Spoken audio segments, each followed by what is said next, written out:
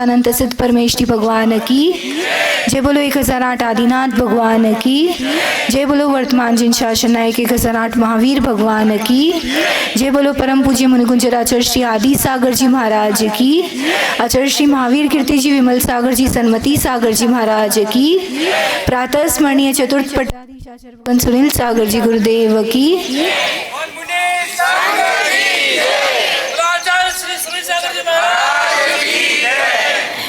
एक समय की बात है, एक चोर चोरी करके भाग रहा था महल से।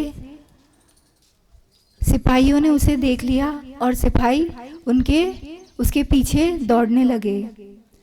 भागते भागते एक सत्संग चल रहा था, वहाँ वो चोर जाके छिप गया, बैठ गया। उसका लक्ष्य तो सिपाहियों की ओर ही था कि कहीं पकड़ा ना जाऊं, लेकिन फिर भी वो जो कुछ क्षण वहाँ उपस्थिति रही उसमें उसने गुरु के मुख से 4 शब्दों को श्रवण किया। वो शब्द थे कि देवी देवताओं की कभी कोई परछाई नहीं होती। केवल इतना सा सुनने में आया और इतने में वापस नज़र चुका के उस स्थान से भी भागता हुआ अपने प्राणों की रक्षा करने के लिए वहाँ से निकल गया। सिपाहियों ने उसे पकड़ लिया, राजा के समक्ष लेके गए। राजा ने पूछा कि तुमने चोरी की, कोई स्वीकार थोड़ी करता है। उसने कहा नहीं की।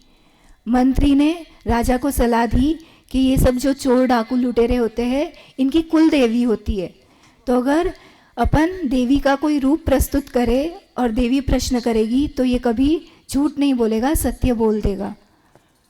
राजा ने वैसे ही किया। वो देवी का एक वहाँ पे स्टैचू रख दिया और वो बोलती हुई देवी थी। तो देवी बोल रही थी। देवी ने प्रश्न किया, क्या तुमने चोरी की? पीछे एक व्यक्ति छुपा हुआ था, वो बोल रहा था देवी की आवाज़ निकाल के। लग तो सब कुछ सत्य ही रहा था कि देवी ही बोल रही है। चोर भी भय देवताओं की कभी परछाई नहीं होती। तो उसे वहाँ देवी की परछाई भी दिख पड़ी। उसने कहा कि ये तो माया जाल है, मुझे फंसाकर सत्य उगलवाने की कोशिश की जा रही है। उसने कहा नहीं, मैंने चोरी नहीं की। राजा ने उस बात को स्वीकार कर लिया, लेकिन चोर की जो आंखें थी वो खुल गई कि यदि 4 शब्दों का श्रवण प्राणों की रक्षा कर सकता है तो पूर्ण जीवन समर्पण कहाँ से कहाँ पहुँचा सकता है, परमात्मा बना सकता है। गुरुओं की संगति अमूल्य होती है, बहुत मुश्किल से प्राप्त होती है। वैसे में भी सच्चे देव शास्त्र गुरु का सानिध्य प्राप्त होना अपने आप में जीवन की सबसे बड़ी उपलब्धि है। और कुछ मिले ना मिले, बाकी सब part and parcel of life होता है, लेकिन सच्चे देव शास्त्र की गुरु की जो संगति होती है वो रियल उपलब्धि होती है, वही मार्ग को भी प्रशस्त करती है। गुरुओं का सानिध्य मिलता है। आपके सामने आचार्य भगवान सुनील सागर जी गुरुदेव विराजमान है।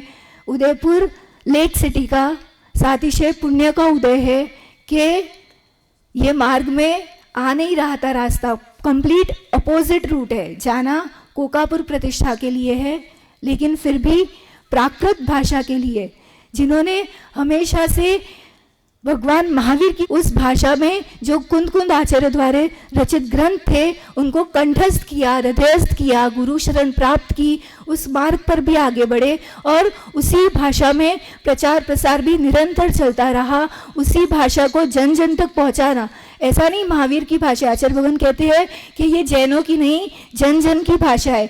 कोई भी रीजनल लैंग्वेज उठा लोगे तो उसमें प्राकृत भाषा के शब्द स्वाभाविक रूप से आते, ऐसे नहीं बनाए गए हो। जैसे संस्कृत के शब्दों की भी बनावट होती है, रचनाएं होती है धातुओं से। इंग्लिश को भी अलग रूप से वर्ड्स को बनाया जाता है, लेकिन जो प्राकृत की भाषा होती है वो एक नेचुरल लैंग्वेज होती है, जन जन के मुख से ऐसे ही निकलती है। लेकिन लोगों को अब क्या लगता है कि नहीं, हिंदी नेचुरल लैंग्वेज है, संस्कृत संस्कारों की भाषा है, पर ओरिजिनल जो मूल भाषा है वो प्राकृत है।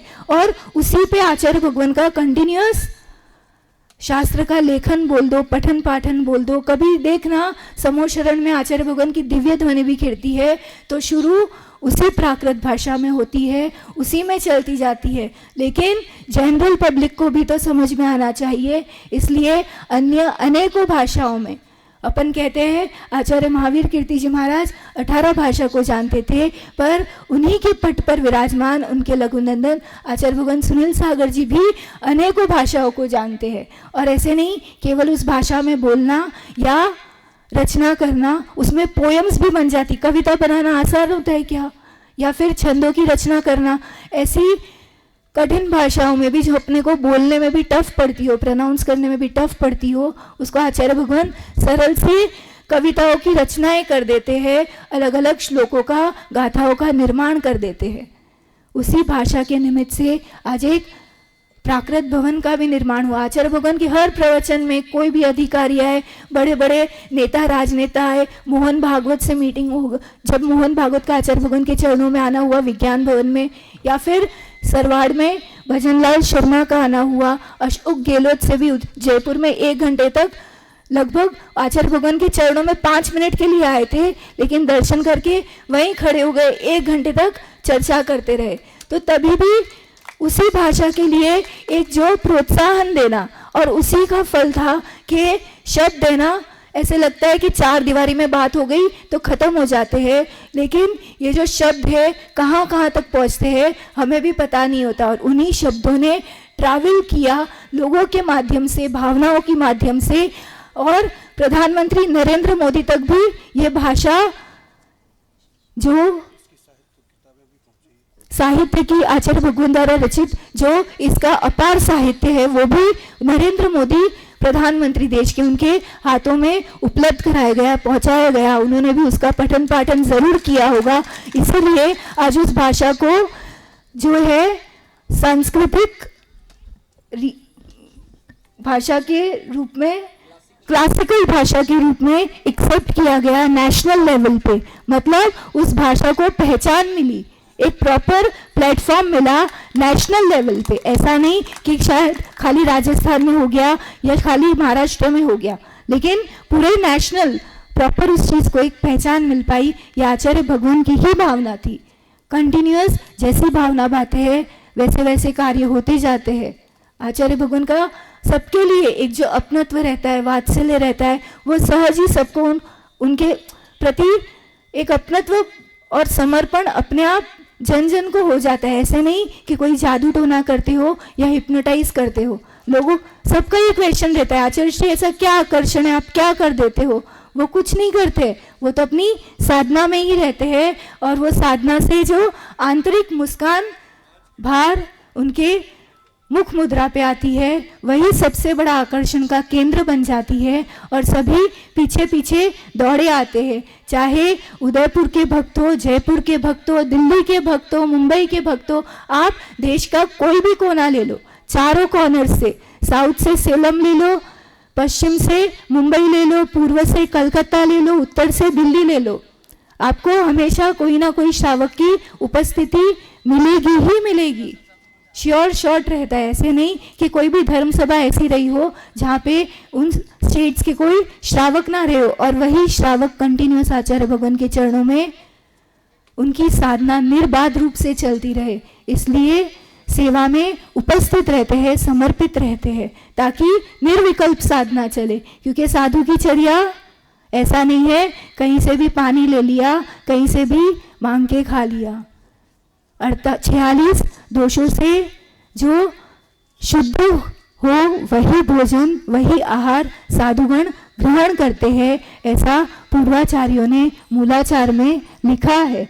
और उसी का जो है आचरण रूप यहाँ पे ये दिगंबर विशाल मुनि संघ आचार्य संघ कर रहा है और उन्हीं की सेवा में ये श्रावक सदा तत्पर रहते हैं। ऐसे ये जो सेवा है ना, ये सेवा ही कभी ना कभी भावों को आगे बढ़ाती है, आगे बढ़ा के मोक्ष मार्ग को भी प्रशस्त करती है। हम गुरुचरण में आए हैं तो छोटे छोटे नियमों को, व्रतों को ग्रहण करें। और उन व्रतों को ग्रहण इसलिए नहीं करना है कि अनुव्रत जो होते हैं ना, वो अनुव्रत आत्मा कल्याण के लिए होते हैं, समाज पर बोझ बनने के लिए नहीं होते हैं। आचार्य महावीर कीर्ति जी महाराज का प्रसंग आता है, उनके गृहस्थ अवस्था में उन्होंने प्रतिमा को ग्रहण कर लिया था। उनके सगे भाई की शादी थी, बड़े भाई की, तो शादी के निमित्त सब गृहस्थी में थे तो जाना तो पड़ा, थे तो विरक्त जीव ही, जाने की भावना भी नहीं थी, पर दीक्षा नहीं हुई थी, जाना पड़ा तो उपवास किया। लेकिन ऐसे नहीं कहा कि बाराती आ रहे हैं तो व्यवस्था ऐसी ऐसी होनी चाहिए। तो हम भी जीवन में जब व्रतों को, नियमों को लेके आगे बढ़े तो व्यवस्थाओं को नहीं देखना है, हमारी साधना और सहजता से गुरु चरणों में किस रूप से हो जाए और सबको अनुकूलता कैसे बनी रहे, उस रूप से अपने मार्ग को प्रशस्त करना है। समाज पर बोझ नहीं, आत्म कल्याण करना है। इन्हीं मंगल भावनाओं के साथ जय बोले आचार्य भगवान सुनील सागर जी गुरुदेव की